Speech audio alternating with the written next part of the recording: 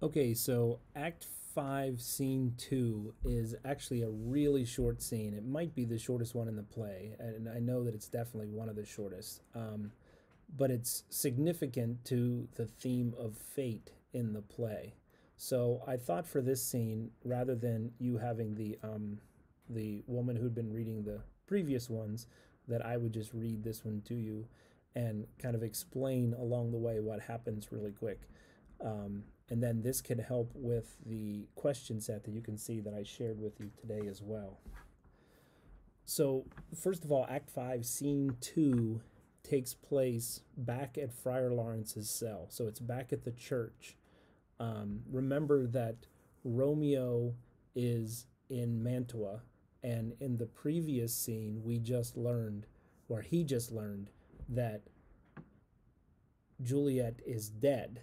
That's what his faithful servant told him, because his servant saw her being carried to the tomb and being, taken into the tomb, and he just assumed that meant that she was dead. He obviously knew nothing of the plan.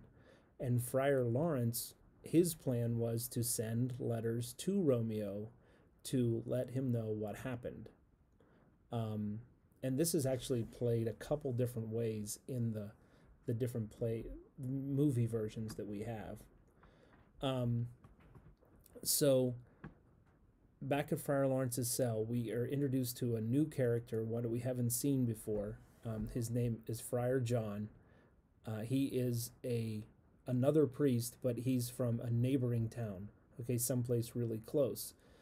And remember that we said that Friar Lawrence needed to trust somebody else to take the letters to Mantua to let Romeo know what's going on, because Friar Lawrence couldn't leave. He needed to be here to take care of things with Juliet's body so that, she can be ready to go when Romeo comes to get her. So Friar John is the person that he trusted with these letters.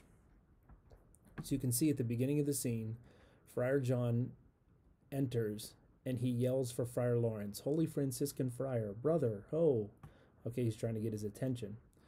And Friar Lawrence responds with, "This same should be the voice of Friar John. Welcome from Mantua. What says Romeo? Or, if his mind be writ, give me his letter."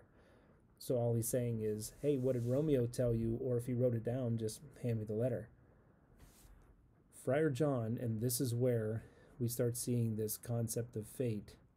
Friar John says, "Going to find a barefoot brother out, one of our order, to associate me, here in this city visiting the sick, and finding him, the searchers of the town, suspecting that we both were in a house where the infectious pestilence did reign, sealed up the doors and would not let us forth, so that my speed to Mantua there was stayed."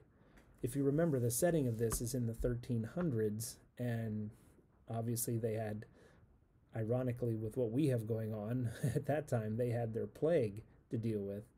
And Friar John is basically saying here, when he said going to find a barefoot brother, he said, I was just looking for another priest who happened to be a friend of mine in another town on the way to Mantua to see if he wanted to accompany me on this trip.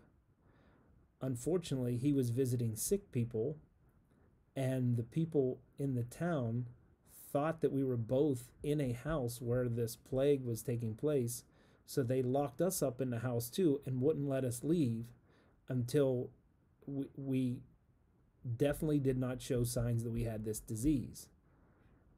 So Friar Lawrence, getting a little nervous with this, says, well, who bare my letter then to Romeo? So who took the letter to Romeo? Friar John's response is, I could not send it. Here it is again. So he gives him back the letter. Nor get a messenger to bring it thee. So fearful were they of infection. They wouldn't even let me bring you or send you the letter with somebody else, because they thought there might be disease on the letter. Friar Lawrence obviously is upset with this, because now it's been, some time has passed here, okay? And we'll see how much time in a second, but it's been enough time where this Friar John went part of the way toward Mantua and then was locked up in a house for a while until they could see if he was, sick or not with the disease. And then he had to come all the way back to Friar Lawrence to say, oh, by the way, here's your letter. So Friar Lawrence's response is, "Unhappy fortune, by my brotherhood the letter was not nice, but full of charge, of dear import, and the neglecting it may do much danger." So the first part is, oh, you need to understand, man, that this letter was important. It wasn't just like a friendly letter, a hey, how you doing type thing. It was very important to get there on time. And now that it didn't do it, something bad can happen. So he finishes on line 20, "Friar John, go hence, get me an iron crow, and bring it straight unto my cell." An iron crow is another word for a crowbar. You can imagine why he needs a crowbar right now. "And bring it straight to me." So Friar John's like, "Brother, I'll go and bring it thee." Let's hope he doesn't get stopped again somewhere. And he leaves. So Friar Lawrence says to himself at the end of this scene, "Now must I to the monument alone. Within 3 hours will fair Juliet wake. She will beshrew me much that Romeo hath had no notice of these accidents. But I will write again to Mantua, and keep her at my cell till Romeo come. Poor living corse closed in a dead man's tomb." Now we have some information here, but we also have dramatic irony once again, because we know something that Friar Lawrence doesn't know. We know that Romeo has been riding these horses back to Verona from Mantua. Okay, it wasn't a real easy trip. It was a full day's ride to get there if you only had one horse. I looked it up online. These two cities do exist, and they are only about 21 miles away, but 21 miles by car is a heck of a lot easier than with a one single horse, and they didn't really have roads between the two places in the 1300s. So what Friar Lawrence is saying here is that Juliet is going to wake up in 3 hours. So she took that potion. We know it was 42 hours is how long it was supposed to last. Exactly 42 hours. He said 2 and 40 hours. So she's been laying there for 39 hours. She's going to be waking up in the next 3. So he's thinking, this is the new plan.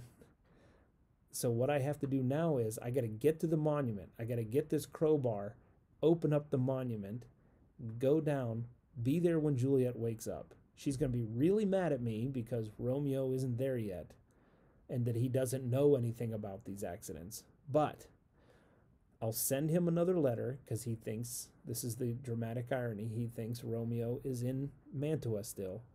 I'll send him a letter and I will hide her in the church until Romeo comes to get her. And then he says, poor living corse closed in a dead man's tomb. Okay, one last thing, and we're going to see this when we get into the next scene. It's probably the longest scene in the play is the last scene of the play.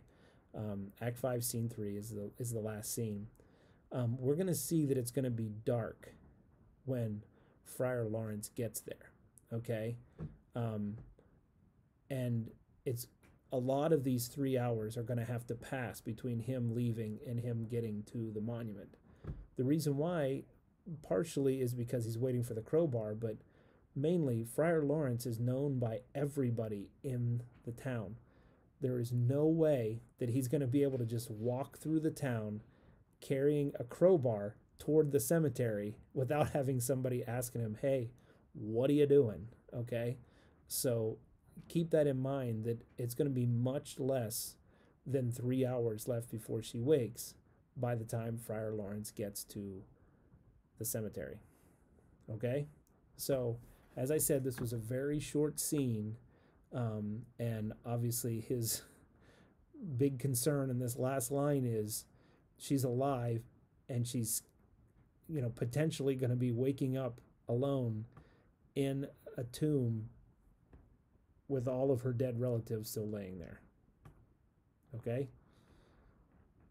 So, we'll see how it goes.